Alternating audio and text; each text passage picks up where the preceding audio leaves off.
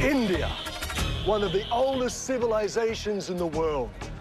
With a population of 1.2 billion people, 1,000 dialects, 33 million gods. The diversity of India is nothing short of mind-blowing. And its uniqueness lies somewhere in this clash between its future and its ancient past.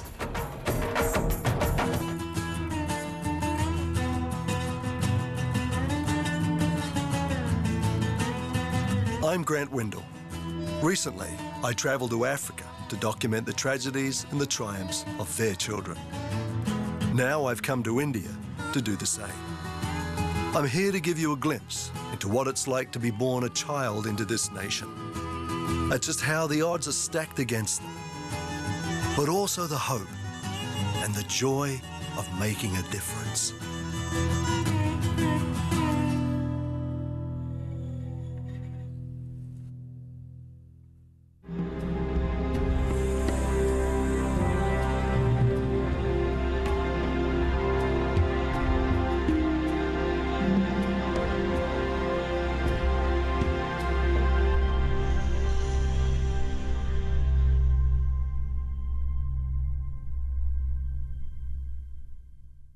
Receiving her independence from British rule in 1947, now in the era of globalization and ranked as the world's largest democracy, India has once again become a leading player in the world.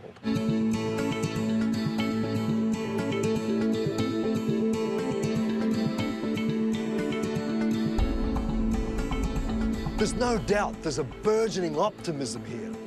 A new dawn has broken, and a new generation is poised to impact the world. After all, 500 million Indians are under the age of 25. That's almost double the US population. And they call this the New India. In the West, over the last 20 years, the perception of India has changed. Some see it as being the next great superpower due to its economic reform, foreign investment, and great achievements in fields such as IT. Big money is coming from abroad. Its economic growth rate, technical support, and expertise are what's changing India into a 21st century superpower. India's medical tourism is worth $1 billion a year and growing, not to mention Bollywood, India's exploding movie industry. The world is literally beating a path to India's door.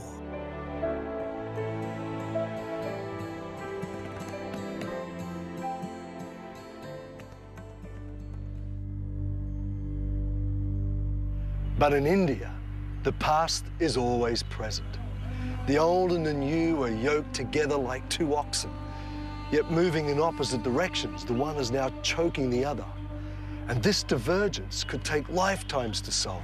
The deep, ancient roots of history and religion, making the issues so complex and multi-layered.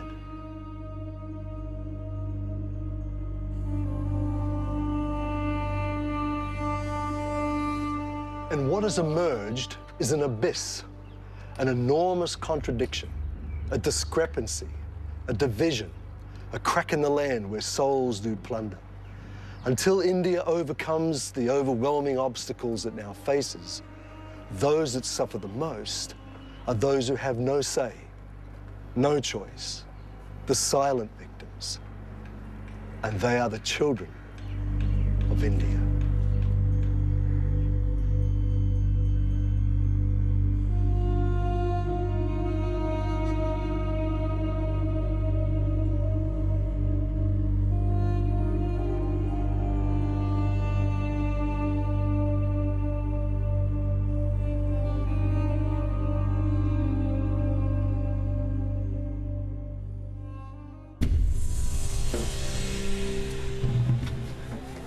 $6,000 children under the age of 6 die every day here in India.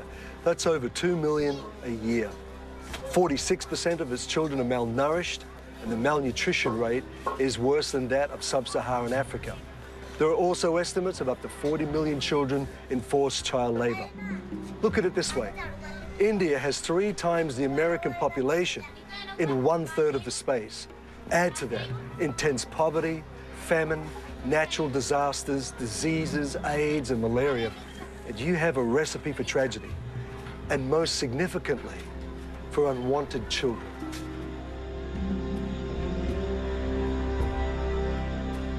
Yet we ask why and how. If India is rapidly becoming a world superpower, then how are these statistics possible? But the answer is extremely complex considering the thousands of years of history, the vast population, caste system, which for 300 million people being the lowest caste, call the untouchables. Then there's gender discrimination and lack of education. But the one problem that is common to all is poverty. And poverty is the root of most child-related problems in India. And as unbelievable as it may sound, some parents due to poverty simply give their children away, sell them, or they die of starvation. The World Bank estimates that 42% of the total Indian population now live under the global poverty line of $1.25 per day. This means that a third of the global poor now reside in India.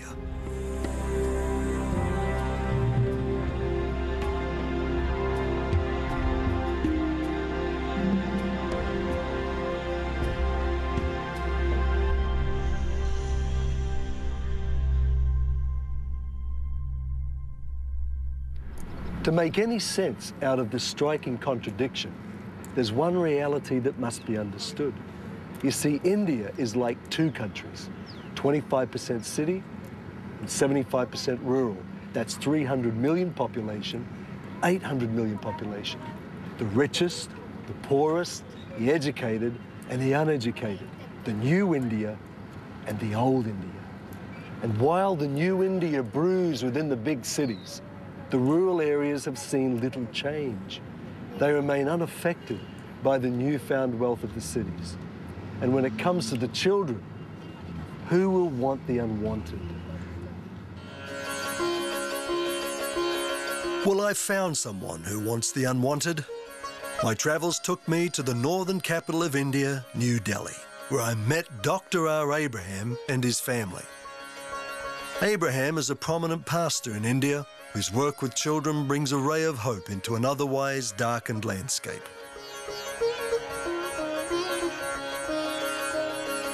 I travelled to see his work firsthand, spent time talking to his wife and 3 children who are well-educated young adults that represent the new emerging India.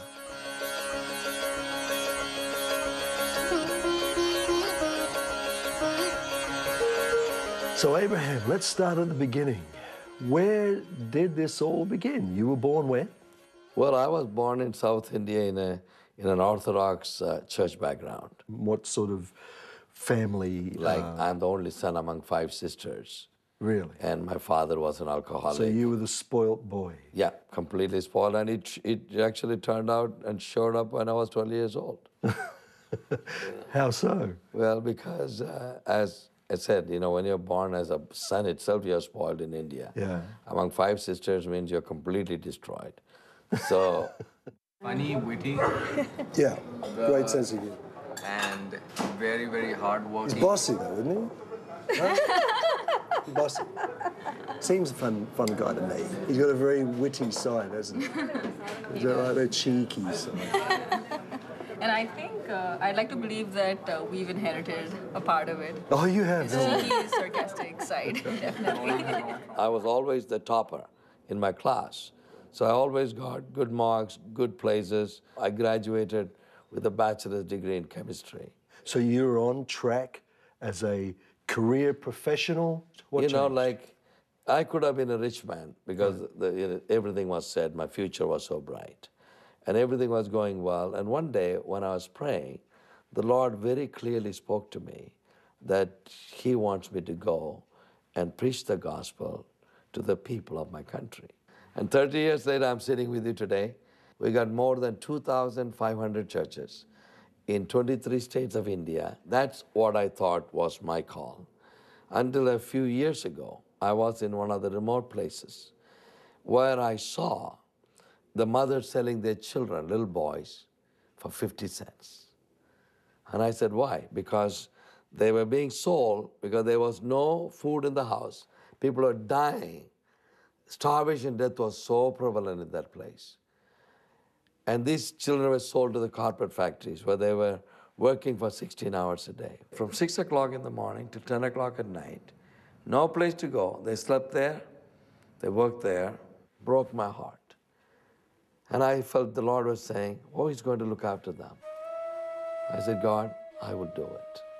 So that was the beginning of my heart for the children. I remember going to those homes and saying to them, don't sell their children anymore. I'll take them. I will look after them. Everywhere I went, another place I go, the children, the girls are there at the mercy of the thugs on the streets. Girls, 10, 11, 12-year-old. So I started 1, 2, 3. Now we got 12 orphanages right across the country, which is growing all the time. We are hoping to have 20 orphanages by the end of next year.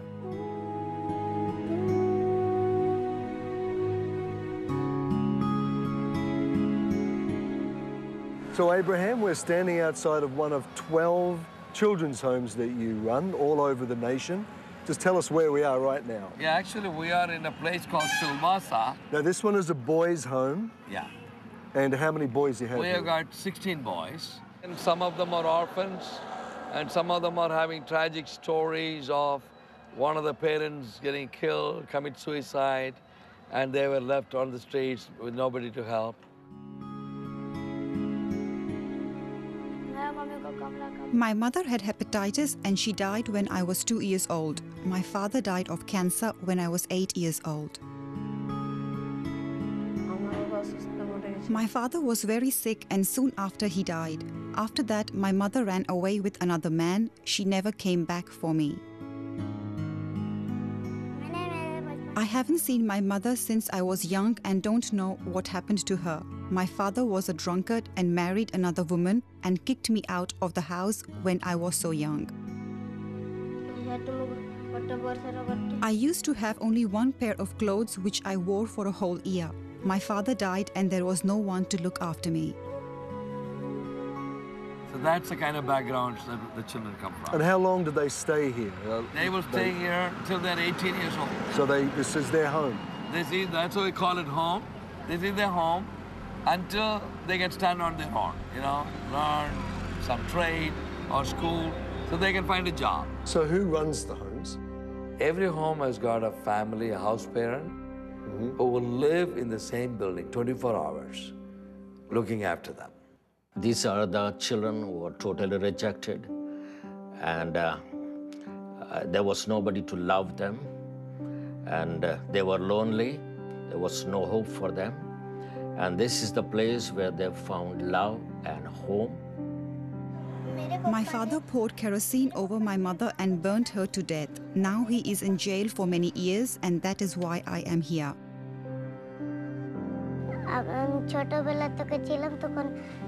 When I was small, our mother died in front of me. She consumed poison. I used to have nightmares.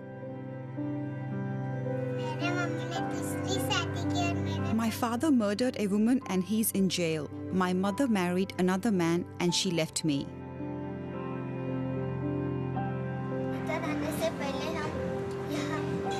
Before I came here, I was in a house where nobody cared for me. But here, I'm being looked after. I'm studying in a good school. I have good food. I am happy. I am so happy they are here with Santosh and I. We look after them as our own children. My only desire is that they should all reach a good place in life. We see a future for these children because they will have a good education here, and they will also learn a skill so that they can go for a job. So certainly they are going to have a bright future. I am studying in the 7th grade and I am ranked 3rd in the class now. I will study until 10th grade and then go to university. I really want to become a scientist in my life. I'm happy here. I go to school and I'm living a good life. After grade 12, I will go to university and I want to become a pilot. I love them very much. I was so moved by the stories these children told me about how they came to be in the care of these people. And there are 12 homes all over India with hundreds of children being cared for. Yet this is only a part of Abraham's work with children. I was then taken to the hungry, begging street children of Delhi, where every day Abraham sets up feeding programs. You know, when you're living in the cities, you see the children on the streets. That's why we call it street children. They live on the streets, they beg on the streets, that is their life. And they're begging when the cars come and stops at the traffic lights. And these children don't go anywhere. They don't have a life. So 3 years ago, we started off going after these children, 30 children. We brought them into a park. We started feeding them. And that's the beginning of the ministry among the street children. So they gather here and you teach them? We teach them, they sing songs, we teach them a little bit of English, ABCD and all that. They spend quite a bit of time with us, teaching them on hygiene. We even teach them how to wash their hands. Either the father and mother is not there, or they're so poor, they got nothing for themselves. So they're literally starving people. You know, we got almost 500,000 of these children in the city like this. 500,000. 500,000. Now you reach more like this in several locations. We got about 8 locations, and we are reaching more than 600 kids. Weekly. But they're all school-age kids. Yeah, they've never been to a school. Nobody cares. What is school? You know, our life is like begging. If you can find food, you made it in life. Yeah. To them, there's nothing more to life. But some of them you send to school, is that the idea? We are sending almost 17 kids at the moment. We are sending out of this group. 7 street kids that don't have enough food to eat. What's your vision for them? My vision is to start feeding about 5,000 kids every day. 5,000 a day? Yeah, that's our plan. So if it's so obvious a problem, why doesn't the government do something about it? You know, too many, 1.2 billion people. You know, you will become callous. You know, that's what the government has got so many programs on paper, but it's never put into action. That's the only problem. Right. Yeah. But what I saw next shook me so deeply that I would never forget it. We followed 2 of the street kids who were at the feeding program that day to the slums where they lived. Their names were Sonam and Anita.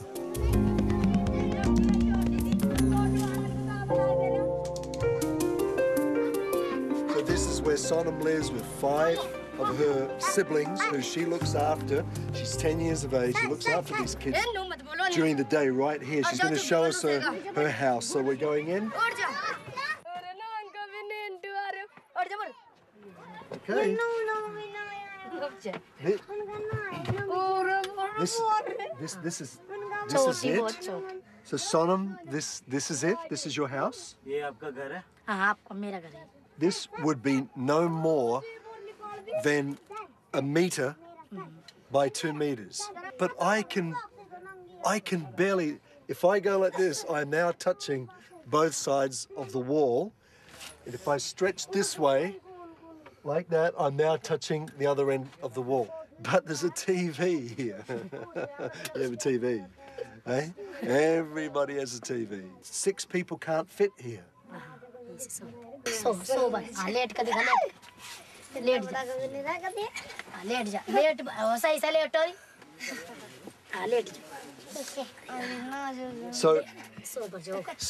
this is how you sleep every night. Sonam has been coming to the program for 1 year. She doesn't go to school because this is what she does all day. She looks after 5 kids because her mother's at work, and this is where she lives, so we thought we'd show you. It's an amazing story. Thank you, Sonam. Thank you. Thank you very much.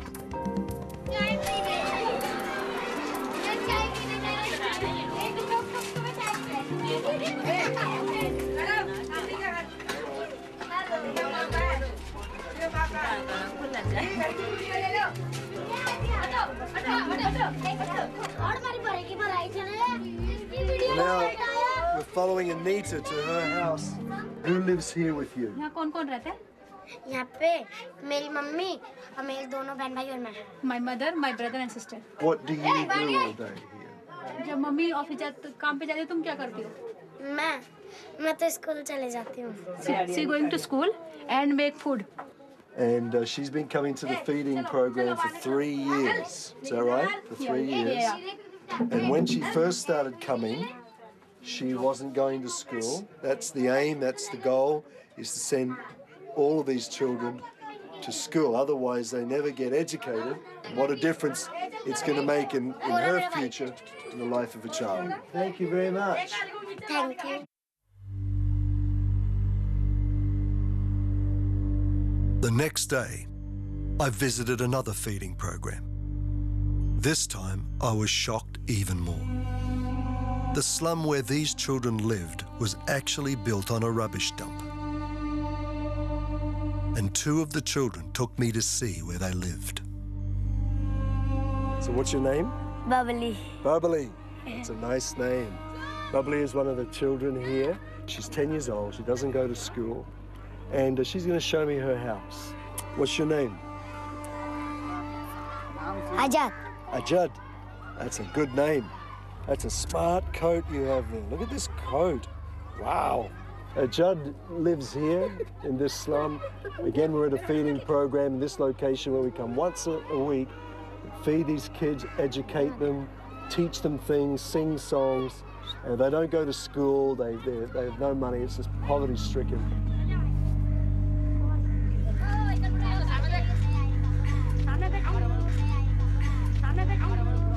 Which one's your house? This one. This is your house. Oh, can I go inside? Can I go in? Yeah, take me in. Oh. Okay. This is where you sleep. Hey, this is your house where you sleep in here. And how many brothers and sisters do you have? 4 brothers and 2 sisters. That's 7 children. 7 children and mum and dad. And this is where they sleep, right here. As you can see, it's about 2.5 meters square, and there's 1 window.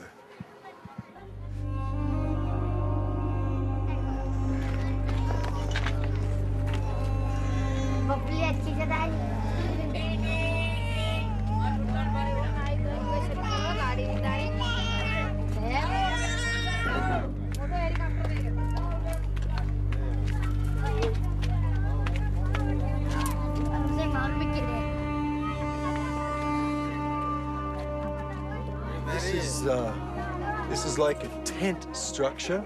It's really just old bits of canvas with a little bit of wood just to tie it all up. That's all it is. But this is where Bubbly lives with a family of about 8 people all here. This, you can see the stove where they cook right down here, and they sleep around here. This is a very nice house.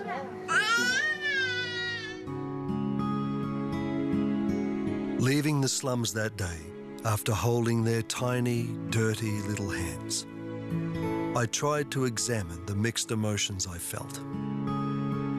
I felt the sacredness of a human life, yet in the worst living conditions in the world. The children were so beautiful, so innocent, so utterly dependent. They may live on a rubbish dump, but I felt an overwhelming sense of reality that the price tags were all wrong in India. These children were the real treasure, the diamonds, the gold, the valuable. But it didn't end there. As we drove away only 1 minute down the road was the opulent India, the wealth next to the slum, the new India coexisting with the old India.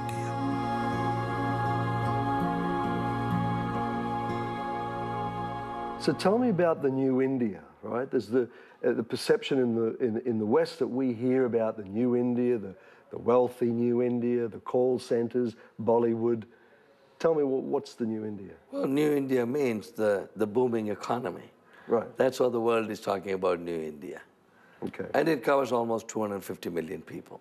That's about 800 million people that it doesn't cover, about 8 or 900. Almost 900 million. 900 million people. So it's the minority by a long shot. But India as a whole, like from our perspective, and even if it's young India, it would be at least two different countries. Because there's the urban, cosmopolitan, aping the West, young, or India. And then there's a rural India, which might almost be, you would think it's another country, that it cannot be the same country with these brilliant flyovers and the subway and the malls. Well, 250 million people living in the cities exposed to the economic boom, but 900 million people, to them, the tiny little village is a whole world, and they have got no idea, no knowledge about anything else in life. That's two countries. How do your peers see the other India, the old India, the other 75%? It's separate. Totally separate. Totally separate. Even to the extent that, we know how the West perceives India. Like, we have a feeling that the way maybe National Geographic Channel or, say, a movie like Slumdog Millionaire would show India in a particular light, that we're poverty-stricken and there's like cows and bullock carts on the road. Almost to the point that like people like our peers, like the young urban India would be like, why are they showing India like that? Right. Our India is this India, the cool India. Why don't they ever show this, which shows India in a better light? So it's almost like a disassociation with that. That's not the real India. You want to keep it in the back and that's not real India. Look, this is what we are today. Yeah. This is what we are. The whole perspective of solving the problems, this is not even part of their problem. Because they've been living in that and they're ignorant to the fact. So that is the main reason why the disparity has increased. Before we all were same, and then after a while, there was a group of people who started getting money, who started getting education, everything, and they didn't care. The other people were still there. The caste system seems to be a big part of the puzzle. Caste system is about 3,000 years old. So no matter how better you become, how great you become, if you're born in a low caste, you're a low caste until the day you die. That is a caste system. So it really does become a form of discrimination. When you see a beggar on the street, the same beggar for 10 days, first day you feel something, you give him some money or you give him some food. But if it's there 365 days of the year, after a while, you'll just walk past, right? Indifferent.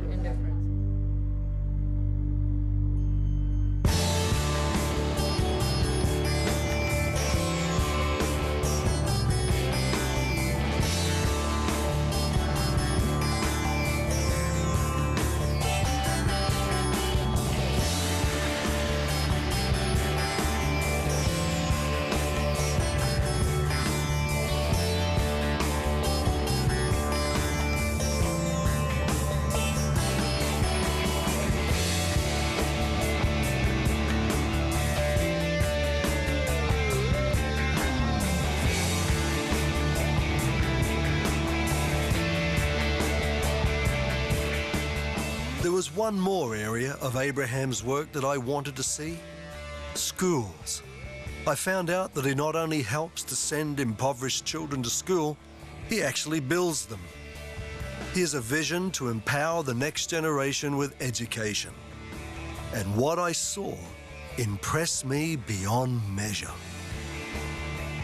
So Abraham, you have a strategy for helping kids. Tell us a bit about that strategy. Well, we are trying to help all the deprived children in this country. So we got three strategies. One is to feed the street children. And the other one is bringing the orphans into the homes and running orphanages. And the third one is giving the best education to the village children in different parts of this country. By running schools? Yes, building by running schools. Yes. So we are at a school right now. Yes. That's outside of Delhi, and it's very impressive. It's a big two-story building, beautiful grounds, and the kids just look fantastic, all in their uniforms. How many children are here? We've got 600 children here, and as you see, the land and the buildings were bought and built by the donors. by people who just give for the need Exactly. of helping to educate children. Exactly. What would you say about educating children here in India? You know, education is a very important thing. Like, you know, like it's so hard to get to the top. Right. So we wanted to give the children the best education so they can fight their way up and find a place for them in their lives. Terrific. And how many schools do you have? We have got another 5 schools, 6 schools we run. Yep. And we have got a vision of establishing 20 schools. That's our vision. That's fantastic.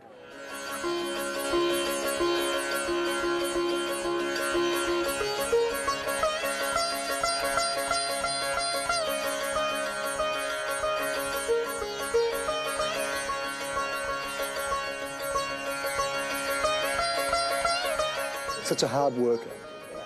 For sure. I mean, sometimes we would get tired watching him, but he would never get tired. He can just go on, 24 hours without sleep, and then he's up, and it's not that just he's up there smiling, energetic, ready to go, and we're just dragging our feet and saying, this is not possible. Quite often, me and my wife used to have a hard talk, because she says it's too much for me. So I used to sit with her and say, I want to be with my children. I want to be with my wife. Normally speaking, he been away from home 9 months a year. 9 months every year? Every year. In times, I personally miss him, my husband. Our children used to miss him, their father. But I know that I have to do a sacrifice. How do you finance them? Well, it is basically financed by people who become sponsors of these projects. People help us to buy the land, to build, and also continuously sponsor the children. That's all by personal donors? Personal donors, generous givers, businessmen, churches, individuals. That's only we are running this.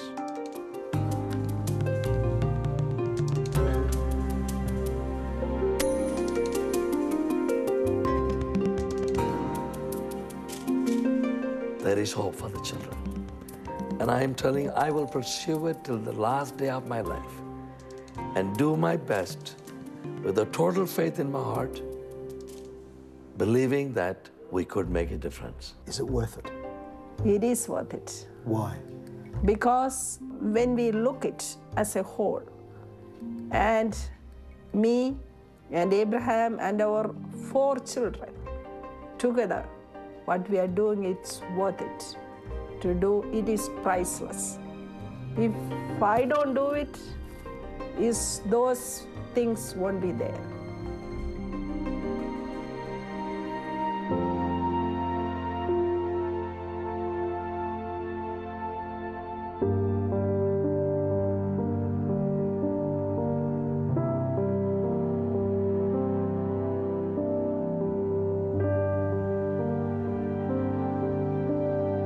Is there an answer to this?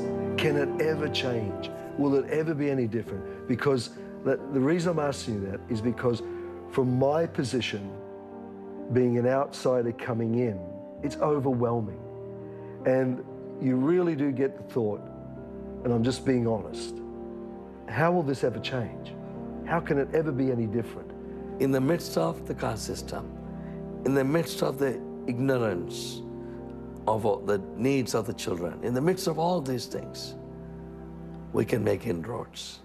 We can touch that child that nobody else wants to touch. We can give him some food to eat. I can take him to a school. I am visualizing that he could be somebody tomorrow from a nobody today.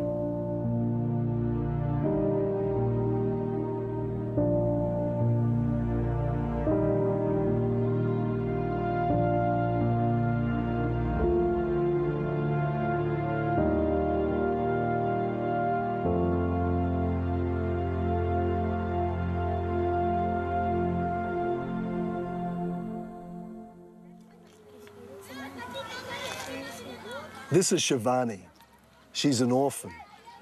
And she's been looked after here in Nagpur in the center of India, one of Dr. R. Abraham's children's homes. Basically, her story is that she's unwanted. She has a mother, but the mother left and remarried. The father's gone, and nobody wanted her. But she's been taken in by Dr. R. Abraham. She's being schooled, clothed, fed, looked after and loved. And look at her, she's absolutely beautiful. And there are millions of kids like this in India.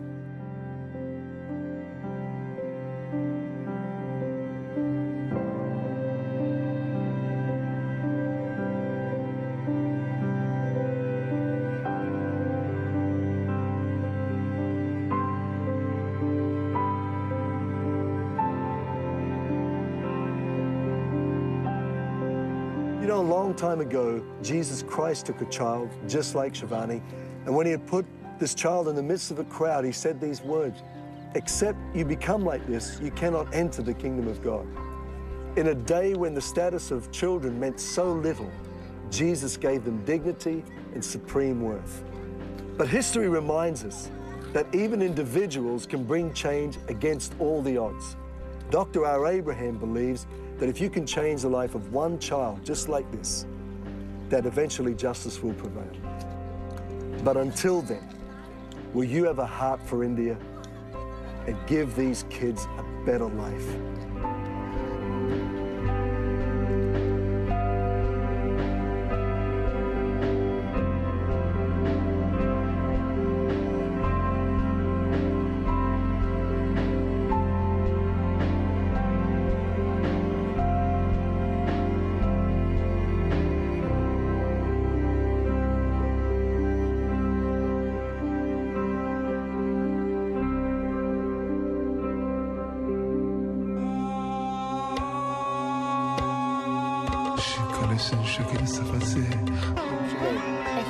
What's your name? Bubbly. So what's your name? What's your name?